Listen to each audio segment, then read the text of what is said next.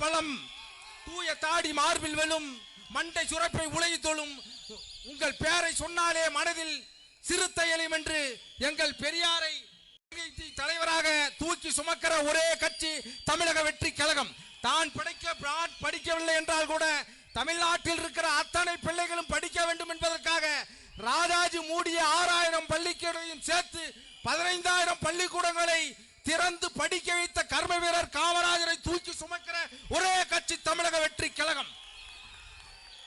அரசியல் நிர்ணய சபையால் பிராட்மேன் கமிட்டியுடைய சேர்மனாக நியமிக்கப்பட்ட டாக்டர் அம்பேத்கர் அரசியல் ஆசானை தூக்கி சுமக்கிற ஒரே கட்சி இன்றைக்கு தமிழகத்தில் தமிழக வெற்றி கழகம் மட்டும்தான்.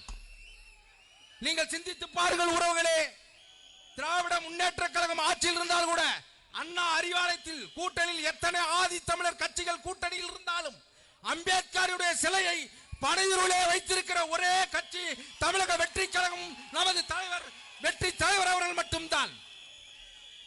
தமிழர்களுடைய மானம் போகக்கூடாது என்பதற்காக 1730 பிறந்து ஹைதராலியுடன் திப்பு சுல்தானுடன் சேர்ந்து வெள்ளையனை விரட்டிய பெருமா பாட்டி எங்கள் பாட்டி வீராங்கனை வேலுநாச்சியாரை வைத்திருக்கிற ஒரே கட்சி தமிழக வெற்றி கழகம் தான். நம்மளை பார்த்து கொள்கை இல்லை அரசியல் இல்லை என்று சொல்கிறார்கள். ஆமாம், எங்களுக்கு கொள்கை இல்லை. உங்களை போல கொள்ளையடிக்கிற கொள்கை எங்களுக்கு இல்லை.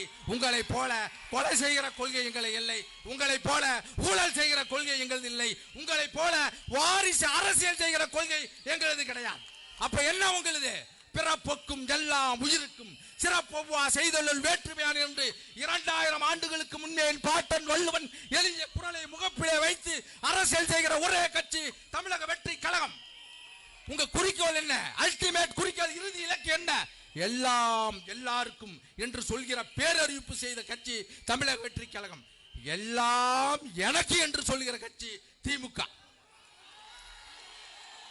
தன் கட்சியவே குடும்பமாக நினைத்தால் அது தமிழக வெற்றி கழகம். தன் குடும்பத்தை மட்டும் கட்சியாக நினைத்தால் அது திமுக. நம்மள பார்த்து சொல்ற நம்ம தளபதிக்கு அரசியல் தெரியலன்னு இந்த சொன்னாரே நம்மளுடைய தலைமை செயலாளர். பாருங்க, நான் ஏற்கனவே ஒரு மீட்டிங் பேசந்தான். உங்களுடைய துணை முதல்வர் உதயநிதி ஸ்டாலின் கோழி குண்டு விளையாண்டு கொண்டிருக்கிற பொழுது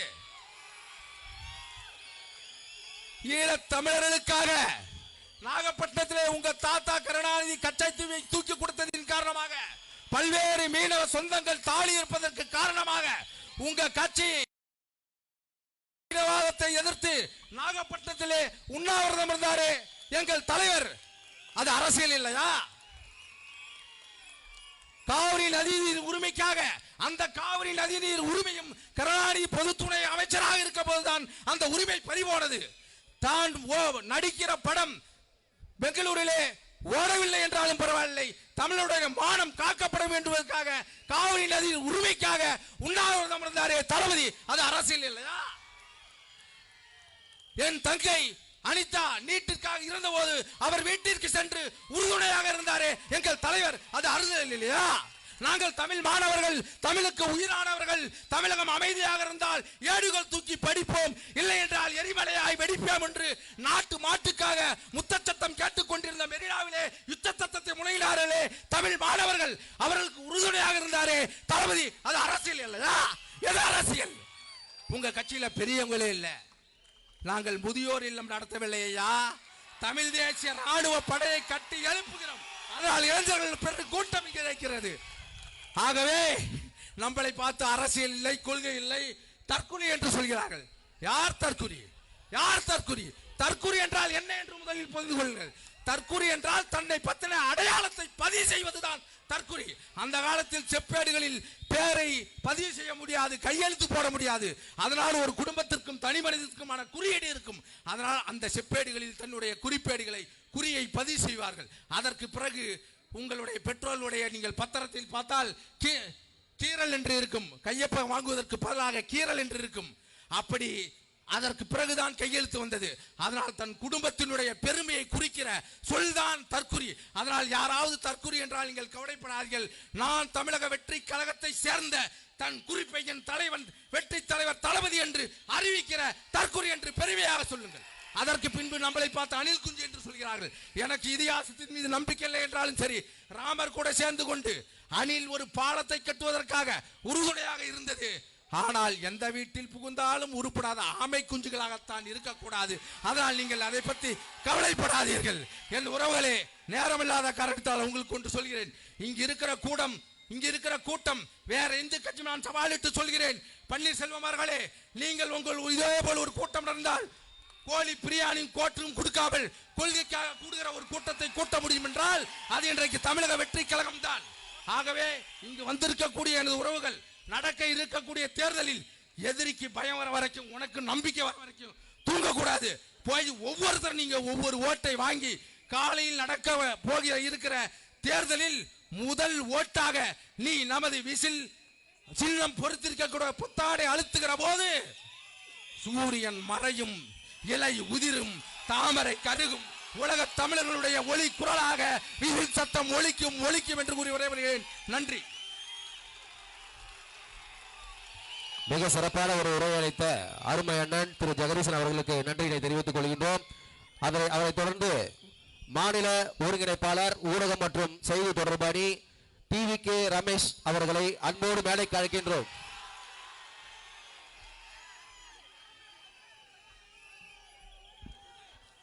அன்னை தமிழருக்கு முதல் வணக்கம். என் ஆருயிரான தலைவர் தளபதி அவர்களுக்கு உயிர் வணக்கம். என்னை போன்ற பல்வேறு படித்த இளைஞர்களை இன்று மேடையேற்றி பேச வைத்திருக்கக்கூடிய அன்பிற்குரிய அண்ணன் எங்களுடைய பொதுச் செயலாளர் ஆனந்த் அவர்களுக்கு நன்றி கலந்த வணக்கத்தோடு மேடையில் அமர்ந்திருக்கக்கூடிய அனைத்து முன்னோடிகளுக்கும் என்னுடைய வணக்கத்தை தெரிவித்துக் கொள்கிறேன். பேச்சை எங்கிருந்து துவங்குறது அப்படின்னு யோசிக்கிட்டே இருக்கும் பொழுது இங்க தொடங்கினாதான் சரியா இருக்கும். அநீதி, அராஜகம், தில்லுமுள்ளு இவை அனைத்தும் திமுக முதற்று உலகு அப்படின்ற திருக்குறளோடு துவங்குவதுதான் சரியா இருக்கும். ஏன்னா இன்றைக்கு திருக்குறள் திருவள்ளுவர் என்ற பெயரை கேட்டாலே அஞ்சு நடுங்குகின்ற திராவிட முன்னேற்ற கழகத்தை இரண்டே வரியில் எங்கள் தலைவர் மக்களிடையே அம்பலப்படுத்தி விட்டார். இந்த கடலூர் மண்ணிலிருந்து அஞ்சலை அம்மாளை பற்றி அண்ணன் அவர்கள் இதற்கு முன்பாக சொன்னார்கள். அந்த அஞ்சலை அம்மாள் அவர்கள் இந்த தேசத்திற்காக மகாத்மா காந்தி அவர்களுடைய வழியில எத்தனையோ சிறையை அனுபவித்தவர், எத்தனையோ முறை சிறைக்கு சென்றவர். தான் வயிற்றில் பிள்ளையை வைத்திருக்கும் பொழுது சிறையிலிருந்து பரோலில் வந்து அந்த பிள்ளையை பெற்றுவிட்டு வெறும் 15 நாட்கள்ல மீண்டும் சிறைக்கு சென்ற ஒரு மாபெரும் போராளியை நம்முடைய கொள்கை தலைவராக இந்த கடலூர் மண் நமக்கு கொடுத்திருக்கிறது. உண்மையான தியாகி திராவிட முன்னேற்ற கழகத்தை போல ஜெயிலுக்கு போகும்போது நெஞ்சை பிடித்துக் கொண்டிருக்கக்கூடிய தியாகிகள் கிடையாது.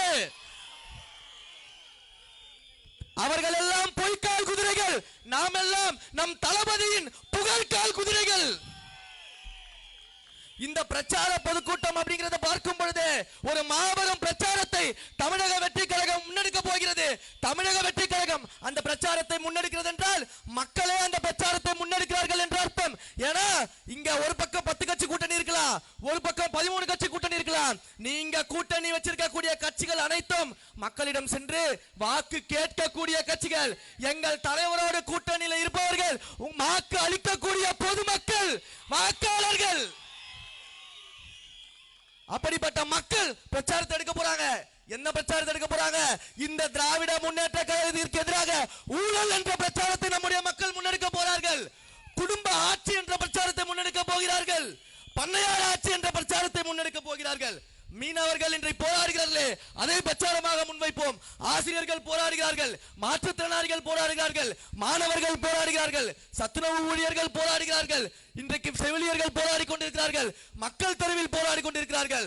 விடியல் ஆட்சி என்று சொல்லிவிட்டு மக்களை மடிய வைக்கும் ஒரு மடியல் ஆட்சி நடத்தி கொண்டிருக்கக்கூடிய திராவிட முன்னேற்ற கழகத்திற்கு எதிராக ஒட்டுமொத்த மக்களும் பிரச்சாரத்தை முன்னெடுக்க போகிறார்கள்.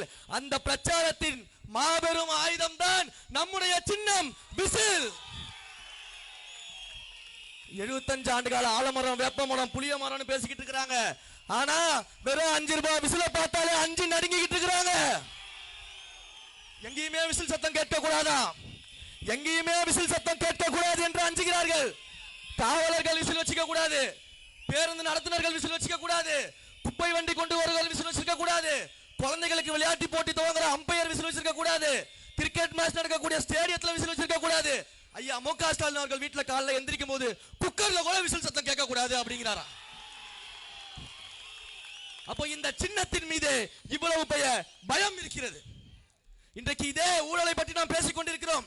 இந்த கடலூர் மாவட்டத்தை சேர்ந்த வேளாண் துறை அமைச்சர் ஒருவர் இருக்கிறார். விவசாயத்தை அமைச்சராக கொண்டாரு.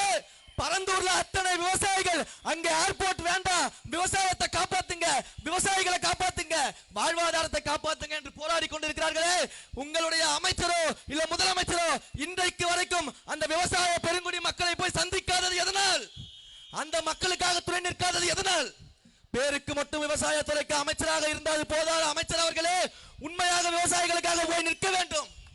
ஒரு பேட்டியில பேசுறாரு, புதுசா வந்துடுறாங்க, அவங்களுக்குலாம் விவசாயத்தை பத்தி தெரியுமா, நாத்து நடுறதை பத்தி தெரியுமா, அறுவடை செய்யறதை பத்தி தெரியுமா?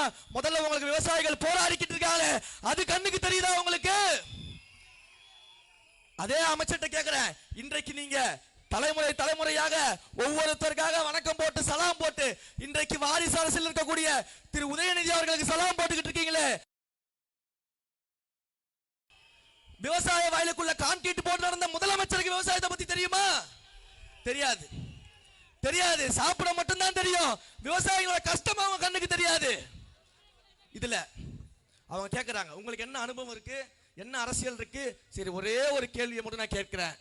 2017 நம்முடைய தலைவர் அவர்கள் ஒரு விருது வாங்கக்கூடிய மேடையில பேசுறாரு, திரைப்பட விருது கொடுக்கக்கூடிய மேடையில பேசுறாரு. நமக்கு சோறு போடக்கூடிய அத்தனை விவசாயிகளும் இங்க கஷ்டப்பட்டுக்கிட்டு இருக்கிறாங்க, அவங்களுடைய போராட்டத்திற்கு அரசாங்கம் செவிசாய்க்க வேண்டும். இன்றைக்கு நாடு வல்லரசாவதை விட விவசாயிகள் வாழக்கூடிய நல்லரசாக மாற வேண்டும் என்று தலைவர் பேசுறார். அன்னைக்கு ஒரு நடிகராக இருக்கும் பொழுது, அதே 2017 உங்களுடைய மன்னராட்சி வாரிசு இளவரசர் உதயநிதி அவர்கள் என்ன பண்ணிக்கிட்டு இருந்தாரு? லாலா கட சாந்தி அப்படின்னு நடிச்சுக்கிட்டு இருந்தாரு. இதுதான் அரசியல். எங்கள் தலைவர் நடிகராக இருக்கும் பொழுது மக்களோடு நின்றால், அரசியல் தலைவராக வந்த பிறகும் மக்களோடு நிற்கிறார். எத்தனை அதட்டல்கள், உருட்டல்கள், மிரட்டல்கள் வந்தாலும் அஞ்ச மாட்டோம். தேர்தல் களத்தில் திமுகவின் கதை முடிக்காமல் ஓய மாட்டோம். வாழ்க தளபதி, வாழ்க தளபதி, வாழ்க தளபதி. நன்றி. அடுத்தபடியாக கழகத்தினுடைய துணை பொதுச் செயலாளர் திரு ராஜ்மோகன் அவர்களை வரவேற்கின்றோம்.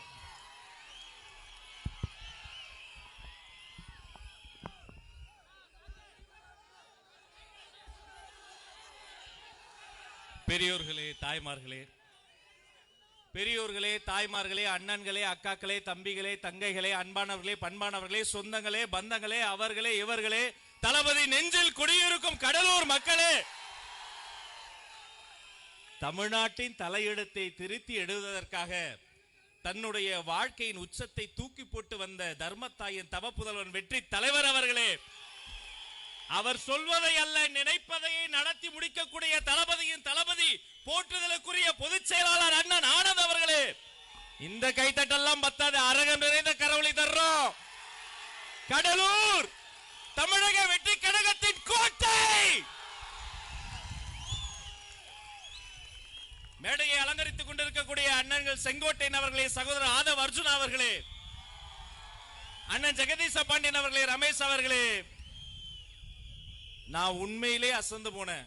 ஒரு 50 பேர் வந்தா கூட்டம், 500 பேர் வந்தா பொதுக்கூட்டம் சொல்லிட்டு கழக மாவட்ட செயலாளர் மாநாட்டை கூட்டி இருக்கிறார் கடலூரில் அண்ணன் ராஜ்குமார் அவர்களே. இதயத்திலிருந்து பேசிய எங்களுடைய அன்பிற்கினிய தலைமை நிலைய செயலாளர் ராஜசேகர் அண்ணன் அவர்களே, ஏன்பா இது கடலூரா, மக்கள் கடலாக கூடியிருக்கிற ஊராப்பா, அடேங்கப்பா. ஊடக நண்பர்களே, கண்ணியமிக்க காவல்துறை தோழர்களே, பார்த்திருப்பீங்க, நீந்தி தான் பொதுச் செயலாளர் மேடைக்கே வந்தார். அவரு விரதம் இருந்து எங்களுக்கெல்லாம் பனையூர்ல வந்து நாங்கெல்லாம் வேலை செஞ்சு வர்ற நிர்வாகிகளுக்கு சோறு போட்டு அடுத்தவர்களை உண்ண வைத்து நாங்க உண்ட இலையை எடுக்கக்கூடிய ஆண் தாய் ஒருத்தர் இருக்காருன்னா பொதுச் செயலாளர் மட்டும்தான், வேற எந்த கட்சியிலையும் கிடையாது. இவங்களுக்கு ஆச்சரியமே அதுதான். எப்படி இப்படி ஒரு கூட்டம்? இது கோட்டருக்கும் கோழி பிரியாணிக்கும் கொடுக்கின்ற காசுக்கும் கூடுகிற கூட்டம் அல்ல, அவர் குரல் கொடுத்தாலே கூடக்கூடிய கொள்கை கூட்டம், தளபதி கூட்டம். நேரம் குறைவு, எதை சொல்வது? ஒரு உயிரை அல்ல, ஒரு முகத்தை அல்ல, ஒரு சின்ன பயிருங்க, ஒரு பயிர் வாடினாலே வாடிய பயிரை கண்டபோதே வாடிய வள்ளலரை தந்த வடலூரை தந்த கடலூரை சொல்வதா? 108 திவ்ய தேசங்களில் ஒன்றாக இருக்கக்கூடிய தேவநாத சுவாமியினுடைய திருக்கோயிலை சொல்வதா? அந்த ஆடியிலையும் அந்த புரட்டாசிலையும் புறப்பாடை பார்ப்பதற்கு 2 கண்கள் போதாது என்ற நெஞ்சுருகி நிற்கிற இந்த ஆன்மீக மண்ணை சொல்வதா? கோபத்தோடு குதித்து வருகிற சுனாமி அலைகளை கூட கொஞ்சி கொஞ்சி அலைகளை ஆத்தி ஆத்தி அமுக்குகிற அலையாத்தி காடுகள் இருக்கக்கூடிய இந்த மண்ணை சொல்வதா? இவ்வளவு பொக்கிஷங்கள், சாதனைகள், சிறப்புகள் எல்லாம் சேர்ந்து இருக்கக்கூடிய கடலூர் மண்ணை வணங்கி என்னுடைய கண் மலரை அதோடைய பாத மலரில் வணங்கி நிற்கிறேன். இவ்வளவு சிறப்புகள் இருக்கக்கூடிய இந்த கடலூர்ல தான் ஒரு சோதனையும் இருக்கு. அதுதான் இந்த திமுக அரசாங்கம்.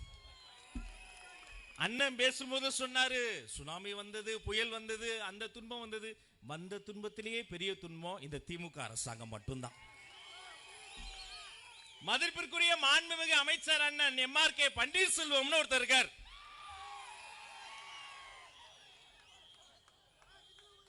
பாதி பேருக்கு தெரியல. ஏன்னா மதிப்பிற்குரிய அண்ணன் தொகுதிக்குள்ளார அவ்வளவு பிரச்சனை இருக்கு. சுத்தி சுத்தி சுத்தி வருவாருன்னு பார்த்தா மேடையில துண்டு எடுத்துக்கிட்டு சுத்தி சுத்தி சுத்தி. இதுல நம்மள கொள்கை இல்லாத கூட்டமா? தமிழக வெற்றி கழகத்தினுடைய கூட்டம் எப்படி தொடங்கியது பாத்தீங்கல்ல? உண்மையிலே மத்த கட்சியெல்லாம் தலைமை கழக நிர்வாகிகள் வருகிற வரைக்கும் மேடையில குத்துப்பாட்டு போடுவாங்க. குத்துப்பாட்டு போட்டு நிகழ்ச்சி தொடங்கினா திமுக, கொள்கை பாடலோடு நிகழ்ச்சி தொடங்கினா தாவேகா. கடலூர்லயே கட்டினாதான் சார் அதுக்கு பேரு கடலூர் பஸ் ஸ்டாண்டு. குறிஞ்சிப்பாடியில போய் வச்சிட்டீங்களே சார், என்ன ஒரு உலக சோதனை. இதுல அவர்கிட்ட கேட்கிறாங்க, தமிழக வெற்றி கழகத்திற்கு இவ்வளவு கூட்டம் வருது, அது நடிகர்னா வரும், வடிவேலு கூட தான் வந்தது. சரிங்கண்ணா, வடிவேலு சாரு கூட வந்தது, அந்த கூட்டம் கூட உங்களுக்கு வரலையானா? எந்த வடிவேலு வந்து உங்களுக்காக பரப்புரை செய்தாரோ அதே தேர்தலில் 28,000 வாக்குகள் வித்தியாசத்தில் தோல்வி அடைந்து மண்ணை கவியது யாருன்னா? விவசாயிகளுக்காக. நான் உண்மையிலே சொல்றேன், இந்த ஆடை அணிகளை நாம கிடையாது, கூட்டம் முடிந்து கலட்டி வைத்து விடுவோம். ஆனா ஒவ்வொரு நாளும் ஒவ்வொரு வேளை உணவும் சாப்பிடுறோம் பாருங்க. பிறக்கும் போது மனிதன் 3 கிலோ எடை இருப்பான். இத்தனை பெரிய உருவமாக மாறுவது யார்? நாம் ஒவ்வொரு நாளும் ஒவ்வொரு வேளை உணவையும் சாப்பிடுறோம் பாருங்க. அது உள்ள போய் ரத்தமா, ஆற்றலா, சக்தியா மாதிரி நம்மளை வேலை செய்ய வைக்குது, பேச வைக்குது, ஓட வைக்குது. அப்ப ஒவ்வொரு நாளும் ஒவ்வொரு வேளை உணவு நமக்கு தராங்க பாருங்க. வாழும் தெய்வம் தான் அது விவசாய பெருமக்கள் மட்டும்தாங்க. விவசாயி இல்லைனா இந்த தேசம் இல்ல. அந்த விவசாயிகளினுடைய கண்ணீரை துடைப்பதற்கு பதிலாக மேடைகள் உரிமையாக பேசுவது, அநாகரிகமாக பேசுவது, எப்படி பேச வேண்டும் என்பதற்கு, இப்படிதான் பேச வேண்டும் என்பதற்கு மேடையில் எனக்கு முன்னால் பேசிய தம்பிகளுக்கு மீண்டும் ஒரு பெரிய கரவொலித்தாக, இதுதான் தமிழக வெற்றி கழகம். கொள்கையை பேசுங்க, அரசியலை பேசுங்க, அதுதான் உலகம் பார்த்துக்கிட்டு இருக்கு. இதுக்கு நடுவில் நேத்து ஒரு தலைப்பு செய்தி, பழம் நழுவி பாலில் விழுந்தது. பழம் நல்ல பழம் தான், ஆனா அது பால்ல இல்ல, பாதாள சாக்கடையில் விழுந்துருச்சு. உண்மையிலேங்க தமிழ் திரையுலகில் அனைவருக்கும் நிறைய உணவு போட்ட அன்னதான பிரபுனா மதிப்பிற்குரிய புரட்சி கலைஞர் கேப்டன் அவர்கள் ஒருவர் தான். அந்த மாமனிதனை அரசியல் உலகில் அதிகமாக தண்ணியில் இருக்கிற கப்பலில் இருப்பவர் தான் கேப்டன். தண்ணியிலே இருப்பவர் எல்லாம் கேப்டன் இருந்து எள்ளி நகையாடி அவரை அவமானப்படுத்தி அவரை கேரக்டர் அசாசினேஷன் செய்த ஒரு கட்சி இருக்குன்னா திமுக. பரவாயில்ல, எந்த கேப்டனை அவர்கள் இழிவுபடுத்தினார்களோ அந்த கேப்டனின் மீது விழுந்த பழியையும் தீர்ப்பதற்காக அவருக்கும் சேர்த்து திமுகவை வீட்டுக்கு அனுப்ப போகிற ஒரு கட்சி தமிழக வெற்றி கழகம் மட்டும்தான். மக்கள் பிரச்சனையில் இருக்கிறாங்க, அத சட்டமன்றத்தில் பேசுங்க. உலகத்திலேயே ஒரு வேளாண் பட்ஜெட்டை ஒரு வேளாண்மை துறை அமைச்சர் தாக்கல் செய்யறாரு. அப்ப எவ்வளவு பரபரப்பா இருக்கணும். ஒரு வாரம் அதை பத்தி பேசணும், மாணவர்கள் எடுத்து பகுப்பாய்வு செய்யணும், ஆசிரியர்கள் எடுத்து பேசணும், விவசாய சங்கங்கள் பேசணும். நம்ம மினிஸ்டர் விவசாய பட்ஜெட்டை வாசிக்கிறாரு, துணை முதலமைச்சர் பச்சை துண்டை போட்டுக்கிட்டு தூங்கிட்டாரு. தாய் தாலாட்டு பாடி கூட வராத துக்கம்